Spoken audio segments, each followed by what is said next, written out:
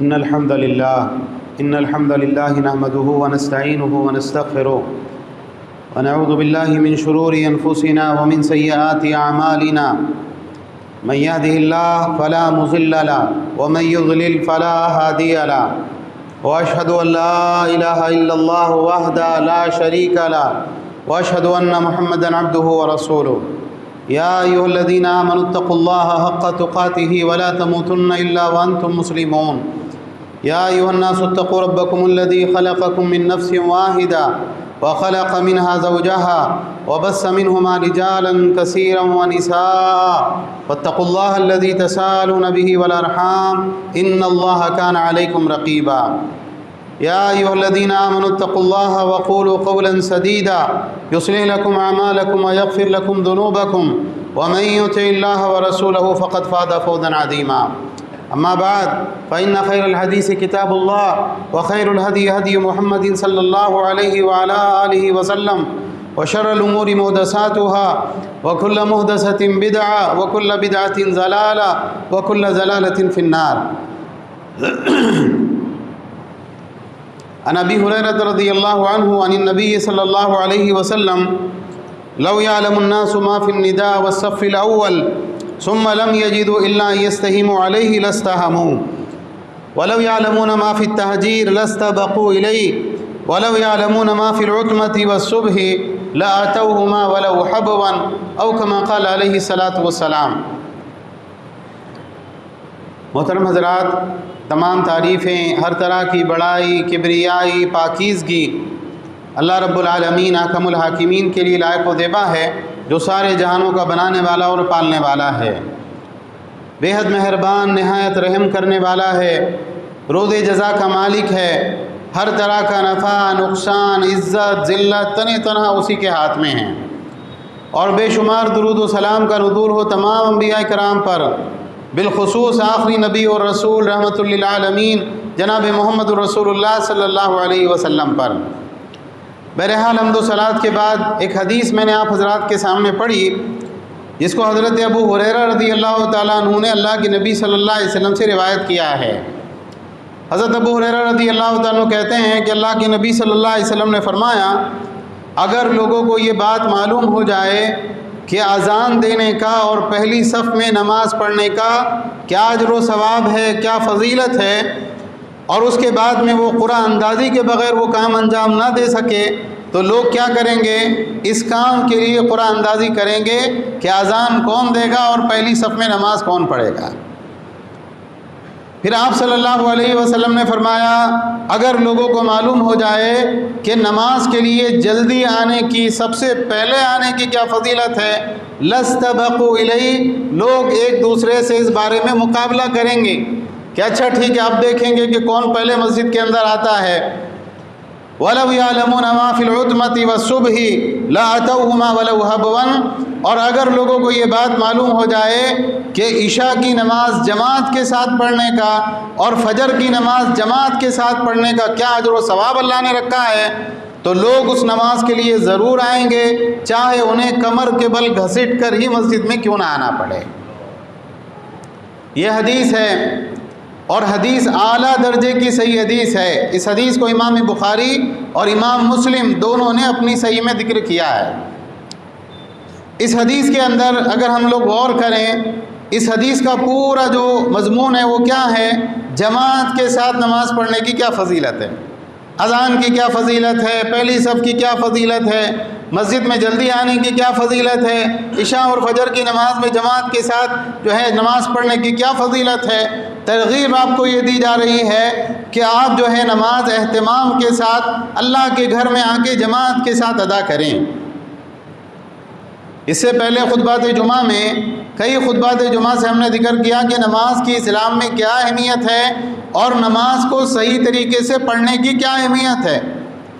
بعض احادیث میں اللہ کے نبی صلی اللہ علیہ وسلم نے فرمایا کہ یہ 5 نمازیں ہیں جو اللہ تعالیٰ نے فرض کی ہے، جو انسان اس کے اندر برابر اچھی طرح سے وضو کرے، خشوع خضوع کا اہتمام کرے، اس کے رکوع سجدے مکمل طریقے سے ادا کرے، اللہ تعالیٰ نے اپنے ذمے یہ عہد کر لیا ہے کہ اللہ سبحانہ و تعالیٰ اس کو ضرور بھی ضرور جنت میں داخل کریں گے. اور جو آدمی ایسا نہ کرے اللہ کے پاس اس کا کوئی وعدہ نہیں، اللہ تعالیٰ چاہے گا تو اس کو عذاب دے گا اور اللہ تعالیٰ چاہے گا تو اس کو بخشے گا۔ نماز ہر خیر کی کنجی ہے، نماز ہر خیر کا دروازہ ہے، اور مسجد ہر خیر کے لیے ایک مرکز اللہ تعالیٰ نے بنا کے رکھا ہے۔ مسلمانوں کے لیے مسجد کے علاوہ اور کوئی مرکز نہیں ہے۔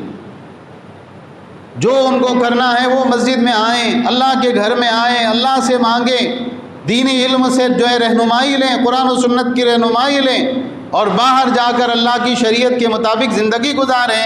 یہ جو ہے قرآن و سنت کے اندر مطلوب ہے، لیکن ہماری زندگیوں سے یہ چیزیں نکل گئی۔ اس کا نتیجہ یہ کہ مسلمان ہر میدان میں نقصان اٹھا رہے ہیں۔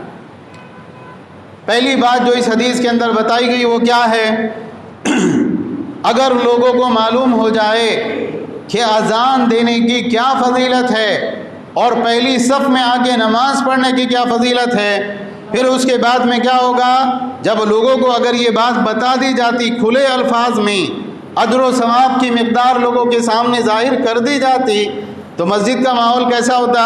مسجد کا ماحول ایسا ہوتا کہ صاحب آپ نے اذان دی تھی نا، ابھی آپ کا نمبر نہیں آ سکتا، اب میں اذان دوں گا۔ یا آپ نے کل پہلی صف میں نماز پڑھے تھے تو اب آپ پہلی صف میں نماز نہیں پڑھ سکتے، کیا آپ روزانہ آپ بھی پہلی صف میں نماز پڑھ کے اجر و ثواب لیں گے؟ ابھی ہمارا نمبر ہے، ہم کو نماز پڑھنی ہے پہلی صف میں۔ تو اب لوگوں کو اگر کوئی اور راستہ نہ نکلے، لوگ اس مسئلے کو کسی اور طریقے سے حل نہ کر پائیں، تو کیا ہوگا؟ پھر مسجد میں روز آ کے چٹھیاں ڈالنی پڑے گی، اچھا بھائی فلاں صاحب کا نام نکلا، وہ آج پہلی صف میں نماز پڑھیں گے، آپ نہیں پڑھ سکتے، اب جب آپ کا نمبر آئے گا جب آپ نے نماز پڑھنا۔ یہ منظر ہوتا اللہ کے گھروں کا اگر اللہ تعالیٰ اجر و ثواب دکھا دیتا کہ اذان کا اجر و ثواب کیا ہے اور پہلی صف میں نماز پڑھنے کا اجر و ثواب کیا ہے۔ پھر ہمارے ذہن میں سوال اٹھتا ہے کہ اچھا پھر بتایا کیوں نہیں گیا؟ بتایا اس لیے نہیں گیا کہ یہ دنیا آزمائش کے لیے اللہ نے بنائی ہے۔ بہت ساری چیزیں ایسی ہیں کہ جن کی حقیقت اللہ نے چھپا کے رکھی ہے، جن کا اجر و ثواب اللہ نے چھپا کے رکھا ہے، تو اگر بتا دیا جاتا تو پھر وہ امتحان نہیں ہوتا۔ ابھی بتایا نہیں گیا، ابھی آپ کو صرف یہ بات بتائی گئی کہ اذان دینا بڑی ثواب کی چیز ہے اور پہلی صف میں نماز پڑھنا یہ اللہ اس کے رسول کو مطلوب ہے۔ اب آپ اپنی طبیعت سے آؤ اور ان اعمال کی کوشش کرو تاکہ اللہ تعالیٰ آپ کو وہ اجر و ثواب عطا فرمائے۔ آج ہماری یہاں اذان دینے کی وہ اہمیت نہیں ہے۔ اذان بہت معمولی سی چیز لگتی ہے، حالانکہ اذان کی فضیلت قرآن میں بھی ہے، اللہ کے نبی صلی اللہ علیہ وسلم کی حدیث میں بھی ہے، اور اذان دینے کی جو فضیلت ہے نا ہم تصور نہیں کر سکتے۔ اللہ تعالیٰ نے اس کے اوپر کیا اجر و ثواب رکھا ہے اور کیا فائدہ ایک مؤذن کو قیامت کے دن اس کا ملے گا۔ شرط یہ ہے کہ وہ اخلاص کے ساتھ اللہ کی رضامندی کے لیے اس عمل کو انجام دے۔ اذان کے بارے میں امام القرطبی رحمہ اللہ نے ایک بات کہی ہے کہ وَعْلَمْ أَنَّ الْأَذَانَ عَلَى قِلَّةِ أَلْفَاظِهِ مُشْتَمِلٌ عَلَى مَسَائِلِ الْعَقِیدَہ۔ یاد رکھو اذان کے الفاظ بہت تھوڑے ہیں، لیکن اذان کے تھوڑے الفاظ کے باوجود بھی یاد رکھنا اذان عقیدے کے بہت اہم مسائل کے اوپر مشتمل ہے۔ ایک مؤذن اذان دینے کے لیے کھڑا ہوتا ہے اور پہلے وہ کیا پکارتا ہے؟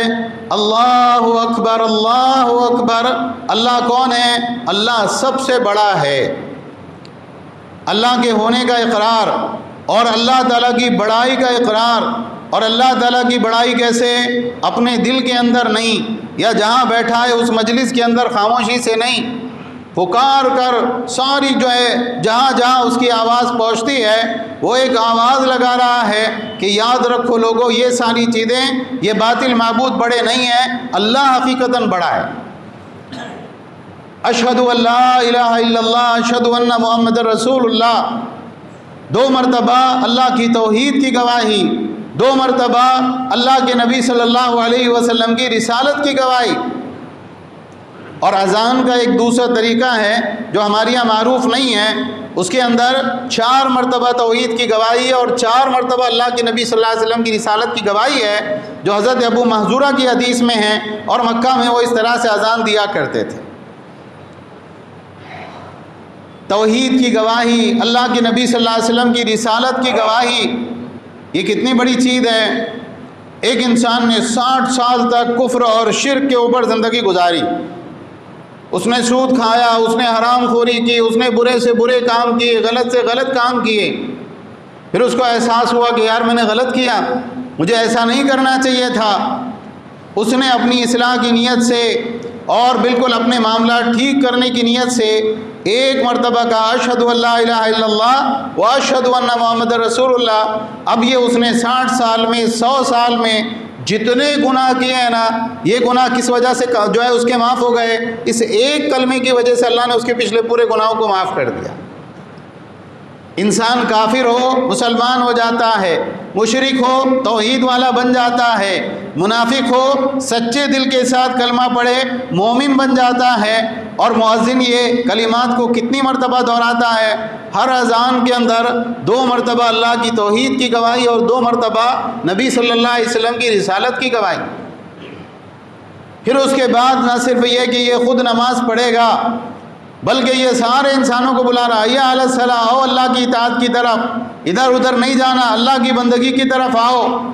اور یہ اعلان کر رہا ہے کہ اگر تم اللہ کی بندگی کے لیے آؤ گے نا تو کامیابی یہاں ملے گی۔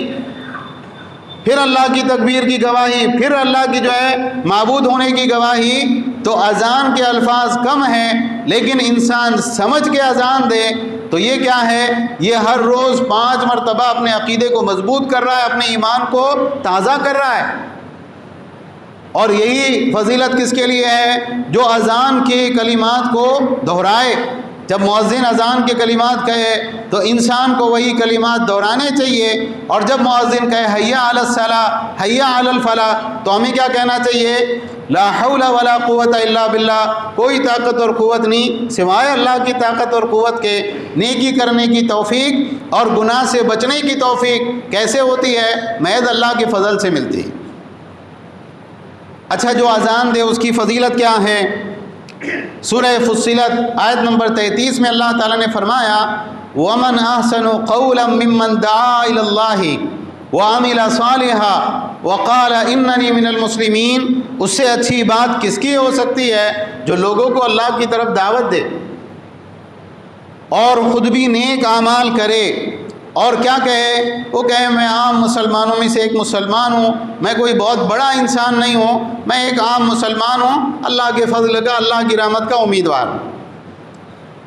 تو اللہ تعالیٰ نے اس انسان کی بات کو سب سے بہترین بات قرار دیا جو اللہ تعالیٰ کی طرف اللہ کے بندوں کو بلاتا ہے۔ حضرت عائشہ رضی اللہ تعالیٰ عنہ سے کسی نے پوچھا کہ یہ آیت کریمہ کس کے بارے میں نازل ہوئی، کون ہے جو اس فضیلت کا حقدار ہے؟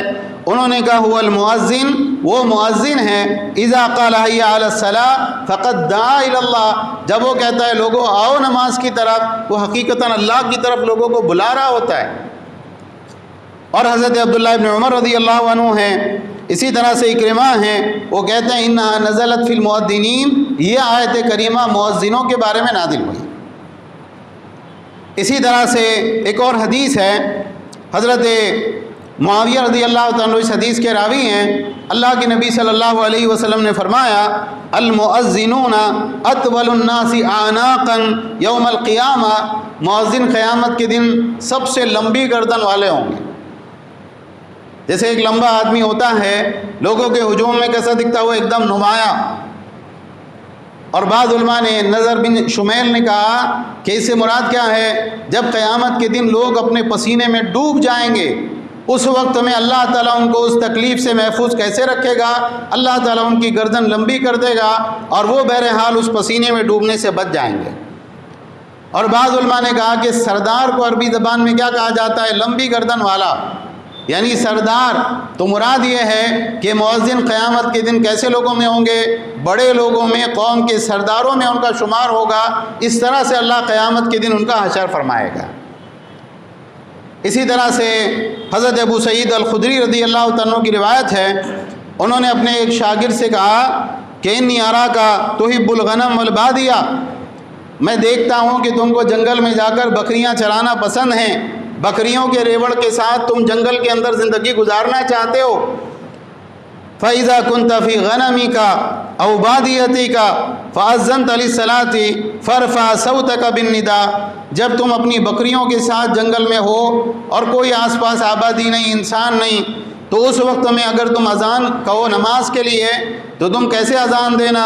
اونچی سے اونچی آواز کے اندر اذان دینا۔ ضروری نہیں ہے کہ آپ مسجد میں اذان دیں، آپ سفر میں ہیں اور حالات اچھے ہیں، ہمارے یہاں کے حالات ہم سمجھ سکتے ہیں، تو اگر ایسی کوئی جگہ ہے جہاں پہ فتنے کا اندیشہ نہیں، کوئی اور زیادہ جو ہے مسائل اس کو پیش نہیں آئیں گے، تو کیسے نماز پڑھنا چاہیے؟ اکیلا بھی آدمی ہے تو اذان دینا چاہیے اور اس کے بعد میں اقامت کہہ کے جماعت کے ساتھ نماز پڑھنا چاہیے، چاہے وہ اکیلا کیوں نہ ہو۔ تو ابو سعید خدری رضی اللہ عنہ کہہ رہے ہیں کیا کرنا؟ اونچی آواز میں اذان دینا، بلند سے بلند آواز میں اذان دینا۔ کیا ہوگا اس کی وجہ سے؟ کہتے ہیں فَإِنَّهُ لَا يَسْمَعُ مَدَى صَوْتُ الْمُؤَذِّنِ جِنٌّ وَلَا إِنسٌ وَلَا شَيْءٌ إِلَّا شَهِدَ لَهُ يَوْمَ الْقِيَامَةِ، جہاں تک مؤذن کی آواز جاتی ہے نا، چاہے وہ جنات ہو، چاہے انسان ہو، چاہے کوئی چیز ہو۔ اور دوسری حدیث میں اس کی وضاحت ہے کہ چاہے کوئی درخت ہو، چاہے کوئی پتھر ہو، قیامت کے دن کیا ہوگا؟ قیامت کے دن یہ سب اس کی طرف سے گواہی دینے کے لیے اللہ کے دربار میں حاضر ہوں گے۔ اللہ تیرا یہ بندہ ہے جو ہمیں تیری عبادت کے لیے بلایا کرتا تھا، ہم دن میں کئی مرتبہ اس کی آواز سنا کرتے تھے کہ یہ ہم کو نماز کی طرف بلاتا تھا، یہ ہم کو کامیابی کی طرف بلاتا تھا۔ اے اللہ آپ کا یہ بندہ تھا جو آپ کی توحید کی گواہی دیتا تھا، نبی صلی اللہ علیہ وسلم کی رسالت کی گواہی دیتا تھا۔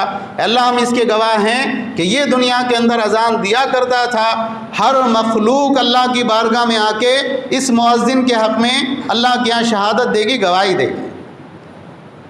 ابو سعید خدری رضی اللہ عنہ نے یہ حدیث سنائی اپنے شاگرد کو اور کہا فَإِن سَمِعْتُهُ مِن رسول اللہ صلی اللہ علیہ وسلم، جانتے ہو یہ بات میں اپنی طرف سے نہیں کہہ رہا ہوں، یہ اللہ کے نبی صلی اللہ علیہ وسلم نے مجھ کو بتایا تھا۔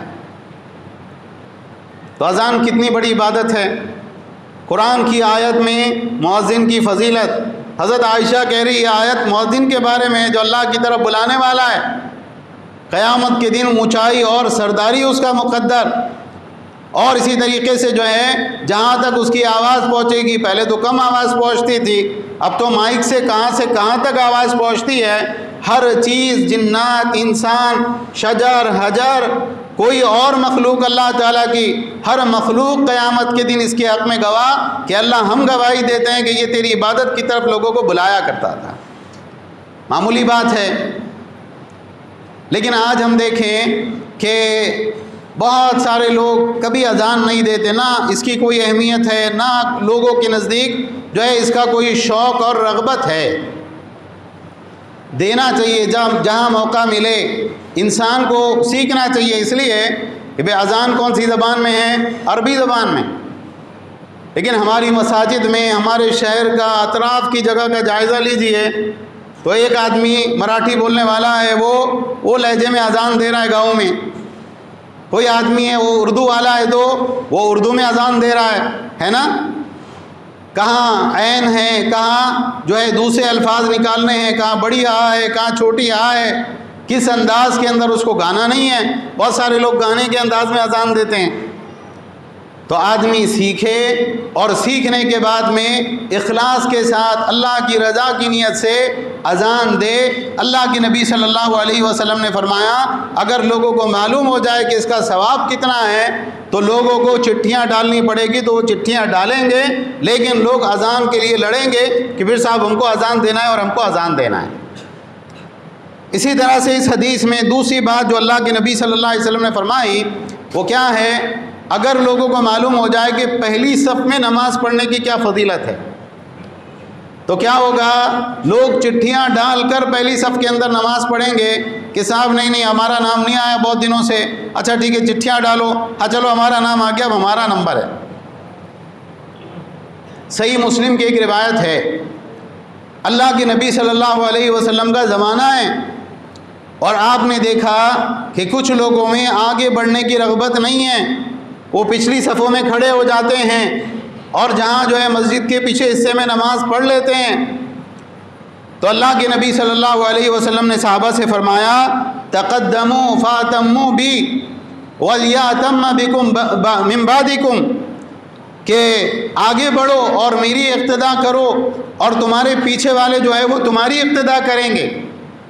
اس کے دو معنی علماء نے بتائے ہیں کہ اگلی صف والے امام کو دیکھ کے امام کی نقل و حرکت پر جو امام کی پیروی کریں گے، اور پیچھے کی صف والے ہیں وہاں پر آواز نہیں پہنچ رہی، وہ دیکھ نہیں پا رہے امام کو، تو وہ اگلی صف والوں کو دیکھ کر نماز کی حرکات میں ان کی اقتدا کریں گے۔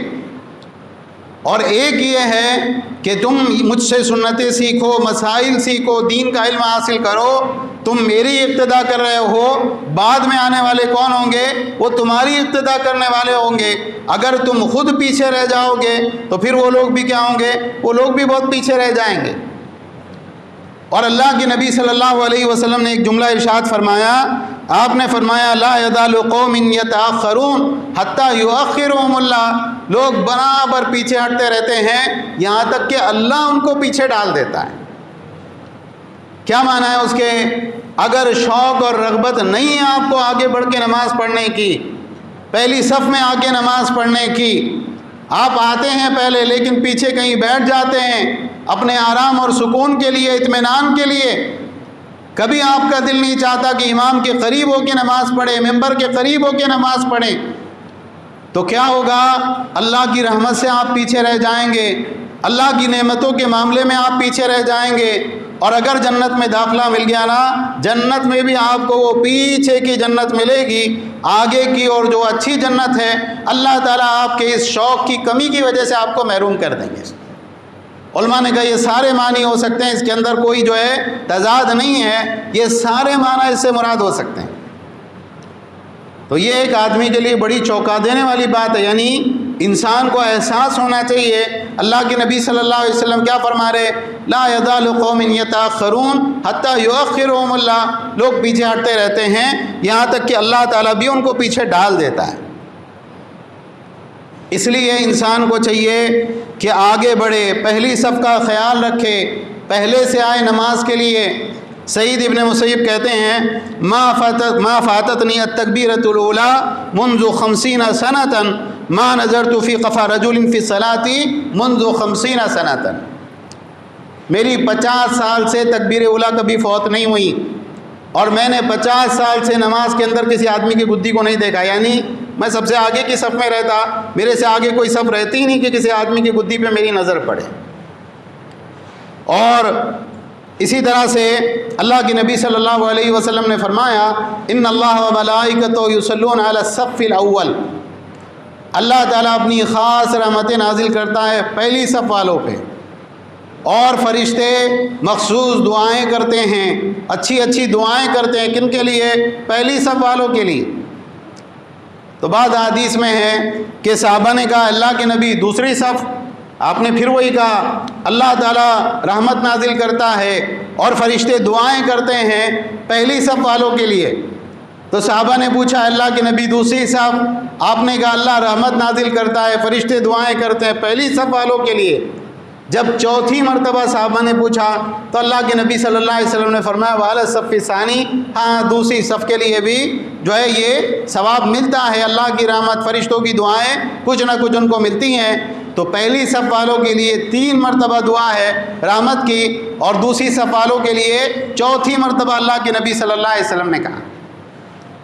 تو آدمی آئے شوق کے ساتھ، رغبت کے ساتھ، اور سلف صالحین میں اس کا بڑا اہتمام تھا کہ امام کے ساتھ پہلی تکبیر کے اندر وہ شامل ہو، یہاں تک کہ ابراہیم النخعی جو تابعی ہیں وہ کہتے ہیں اگر کسی آدمی کو پہلی تکبیر کا اہتمام نہیں کہ امام کے ساتھ تکبیر اولیٰ میں شریک ہوں گے، اس سے ہاتھ دھو لو، وہ گیا کام سے، اب اس سے کوئی خیر کی توقع تم مت رکھو۔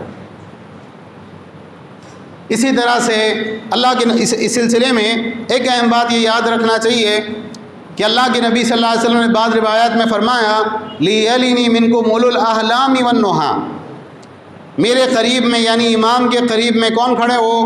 بالغ اور سمجھدار افراد قریب ہو، جو ہے وہ امام کے قریب کھڑے رہیں۔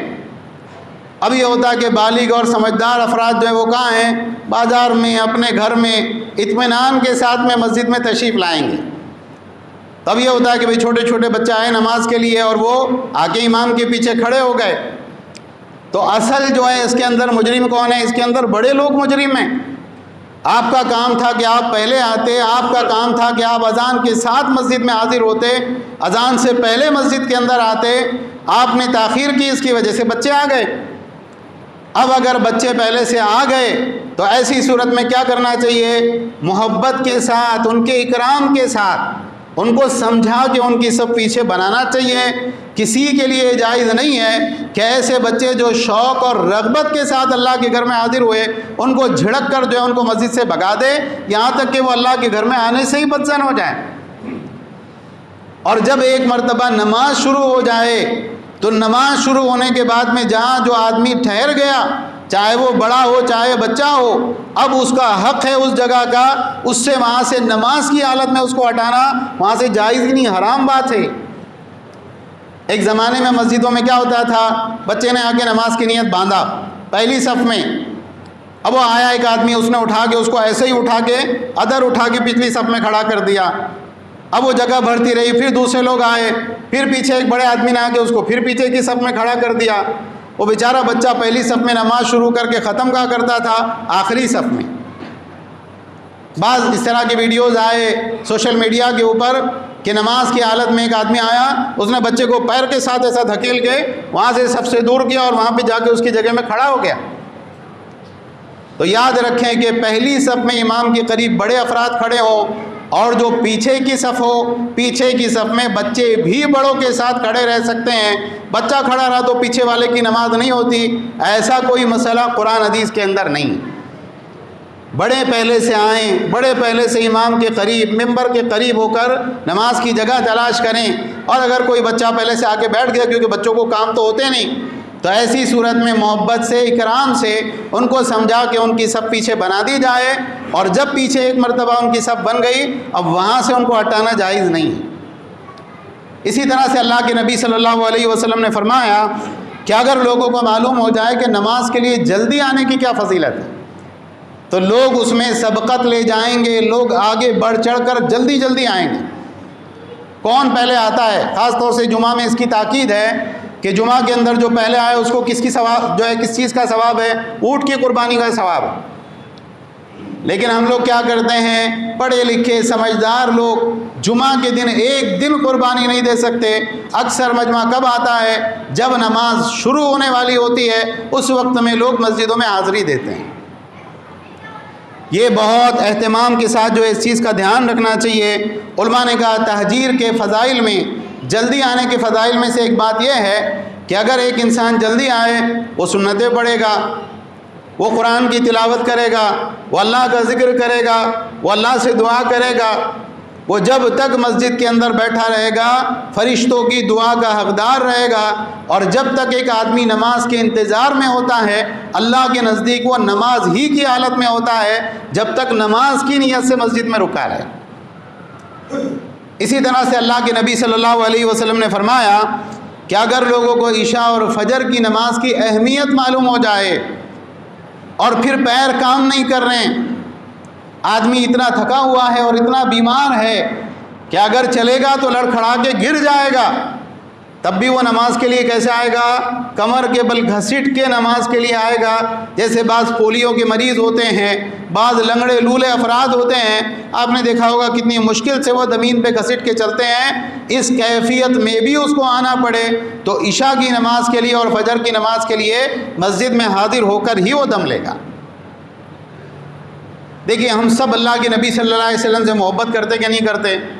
بلا شبہ ہر مسلمان اللہ کے نبی صلی اللہ علیہ وسلم سے محبت کرتا ہے، اور ہر شخص کے دل میں یہ آرزو ہوتی ہے کہ اللہ قیامت کے دن اپنے نبی کا دیدار ہم کو کرائے، قیامت کے دن اللہ کے نبی صلی اللہ علیہ وسلم کی شفاعت نصیب ہو، قیامت کے دن اللہ کے نبی صلی اللہ علیہ وسلم کے ہاتھوں سے جام کوثر ہم کو نصیب ہو۔ ہر اچھے اور برے مسلمان کی یہ آرزو ہوتی ہے، کوئی دیوبندی ہو، بریلوی ہو، اہل حدیث ہو، جماعت اسلامی سے تعلق رکھتا ہو، داڑھی والا ہو، بغیر داڑھی والا ہو، نمازی ہو، بغیر نمازی ہو، دیندار ہو، بے دین ہو، ہر شخص کی آرزو ہوتی ہے کہ اللہ کے نبی صلی اللہ علیہ وسلم سے بہت شدید محبت ہے، قیامت کے دن اللہ اپنے نبی کا دیدار ہم کو نصیب کرے۔ جس انسان سے محبت ہوتی ہے نا، انسان پسند نہیں کرتا کہ اس کی نافرمانی کرے اور ایسا کوئی کام کرے کہ جس سے ہم محبت کر رہے ہیں وہ ہم سے نفرت کرنے لگے۔ صحیح مسلم کی روایت ہے، اللہ کے نبی صلی اللہ علیہ وسلم نے فرمایا کہ میرے دل میں ایک خیال آتا ہے کہ میں لوگوں کو حکم دوں کہ وہ بہت سی لکڑیاں اکٹھی کریں، کاٹ کے جو ہے لکڑیوں کے گٹھر بنائیں، لکڑیوں کا ایک انبار جمع کریں، اور اس کے بعد میں کسی کو حکم دوں کہ وہ اذان کہیں، اور لوگوں میں سے کسی کو حکم دوں کہ اچھا ٹھیک ہے تم لوگوں کو نماز پڑھاؤ، اور میں نوجوانوں کی ایک جماعت لے کے ساتھ میں نکلوں اور ان لوگوں کے گھروں پر جاؤں جو عشاء کی نماز کے لیے مسجد میں حاضر نہیں ہوتے، اور میں ان کے ساتھ ان کے گھروں کو جلا دوں۔ ایسا نہیں ہے کہ ان کو نکال کے جلا دوں، اس حال میں ان کے گھروں کو جلا دوں کہ وہ خود بھی جل بھن کر مر جائے اس گھر کے اندر۔ اللہ کے نبی صلی اللہ علیہ وسلم نے فرمایا یہ ایسے لوگ ہیں کہ اگر ان کو کہا جائے کہ عشاء کی نماز میں آؤ آپ، مسجد کے اندر ایک بڑی گوشت والی ہڈی ملے گی، یا بکری کے کھر کے پاس جو گوشت ہوتا ہے ایسے 2 کھر تم کو دیے جائیں گے، یہ ضرور آ کے مسجد کے اندر نماز پڑھیں گے۔ اس حدیث کے اندر جب ہم غور کرتے ہیں نا، حدیث کی بہت سی کتابوں میں روایت موجود ہے، اعلیٰ درجے کی صحیح روایت ہے۔ اس روایت میں جب ہم غور کرتے ہیں اس حدیث میں، تو ہم کو اللہ کے نبی صلی اللہ علیہ وسلم کی نفرت کا پتہ چلتا ہے ان لوگوں سے جو عشاء اور فجر کی نماز نہیں پڑھتے۔ آپ غور کریں، انسان کسی کو زندہ جلا دینے کی خواہش کس کے بارے میں کرے گا؟ جو اعلیٰ درجے کا مجرم ہوگا۔ اور یہ لوگ حقیقتاً اس لائق ہے۔ اللہ کے نبی صلی اللہ علیہ وسلم نے کیوں نہیں کیا؟ اس لیے نہیں کیا کہ ان کی عورتیں اور بچے معصوم ہیں، کہ ان کی عورتیں بے گھر ہو جائیں گی، بچوں کے جو ہے گھر چھن جائے گا، ورنہ اللہ کے نبی صلی اللہ علیہ وسلم یہ کر گزرتے۔ یہ آدمی اس لائق ہے کہ اس کو زندہ جلا دیا جائے۔ اور اللہ کے نبی صلی اللہ علیہ وسلم کیا فرما رہے؟ گھٹیا آدمی ہے، انتہائی درجے کا گرا ہوا انسان ہے یہ، کہ یہ نماز کے لیے نہیں آ رہا۔ اس کو بولیں گے نا ایک گوشت والی ہڈی ملنے والی، دوڑ کے آئے گا نماز کے لیے۔ اس کا مطلب یہ کہ جو عشاء اور فجر کی نماز جماعت کے ساتھ نہیں پڑھتا وہ اعلیٰ درجے کا گھٹیا انسان ہوتا ہے۔ تو اگر انسان یہ چاہتا ہے کہ اللہ کے نبی صلی اللہ علیہ وسلم مجھ سے نفرت نہ کریں، اللہ کے نبی صلی اللہ علیہ وسلم مجھ سے محبت کریں، قیامت کے دن تو سامنا ہوگا نا، اور قیامت کے دن تو لوگوں کے اعمال کھلیں گے۔ تو جو نبی دنیا کے اندر اتنا نفرت کرتے تھے، قیامت کے دن ظاہر سی بات ہے ان کا رویہ کیا ہوگا؟ وہ قیامت کے دن بھی وہ آدمی اللہ کے نبی کی نفرت کا ہی حقدار ہوگا۔ تو یہ بہت اہم اعمال ہیں جس سے ہم غافل ہیں۔ وقت ہمارے پاس ختم ہو گیا۔ دیکھیے ایک بار پھر میں وہ حدیث دہراتا ہوں، اللہ ہم کو عمل کی توفیق دے۔ حضرت ابو ہریرہ کہتے ہیں اللہ کے نبی صلی اللہ علیہ وسلم نے فرمایا کہ اگر لوگوں کو معلوم ہو جائے کہ اذان کی اور پہلی صف کی کیا فضیلت ہے، تو اگر ان کو قرآن اندازی کرنی پڑے تو وہ قرآن اندازی کریں گے، اور اگر لوگوں کو معلوم ہو جائے کہ نماز کے لیے جلدی آنے کی کیا فضیلت ہے تو لوگ ایک دوسرے سے مقابلہ کریں گے جلدی آنے میں، اور اگر لوگوں کو یہ بات معلوم ہو جائے کہ عشاء اور فجر کی نماز جماعت کے ساتھ پڑھنے کی کیا فضیلت ہے تو لوگ ضرور آئیں گے، چاہے انہیں کمر کے بل گھسٹ کر کیوں نہ آنا پڑے۔ اللہ تعالی ہم سب کو اپنی اصلاح کرنے کی توفیق عطا فرمائیں، 5 وقتہ نمازوں کی جماعت کے ساتھ پابندی کی توفیق عطا فرمائیں۔ ساری دنیا کے اندر جہاں جہاں مسلمان پریشان حال ہے اللہ ان کی پریشانیوں کو دور فرما۔ جو مسلمان کفار کی قید میں ہیں اللہ ان کو آزادی اور رہائی عطا فرما۔ مسلمانوں کے ملکوں اور وطن کو آزادی عطا فرما۔ اے اللہ کفر اور کافروں کو دلیل اور رسوا فرما، اسلام اور مسلمانوں کو غلبہ اور قوت عطا فرما۔ اے اللہ ہم سب کو حقیقی مسلمان بنا، توحید و سنت کی اتباع کرنے کی توفیق عطا فرما۔ شرک اور بدعات سے اللہ ہم سب کی حفاظت فرما، ہمارے گناہوں کو معاف فرما، ہماری صغیرہ کبیرہ گناہوں کو معاف فرما، 5 وقتہ نمازوں کی پابندی کی توفیق عطا فرما۔ جو مسلمان بے روزگار ہیں اللہ ان کو حلال طیب روزگار عطا فرما۔ جو نکاح کے خواہش مند ہیں اللہ ان کو مناسب جوڑا عطا فرما۔ جو بے اولاد ہیں اللہ ان کو نیک صالح اولاد عطا فرما۔ اے اللہ جو گزر چکے ہیں ان کی قبروں کو نور سے بھر دے، اور اے اللہ ہم سب کو اپنی موت اور قبر کی تیاری کرنے کی توفیق عطا فرما۔ آمین۔ وآخر دعوانا الحمد للہ رب العالمین۔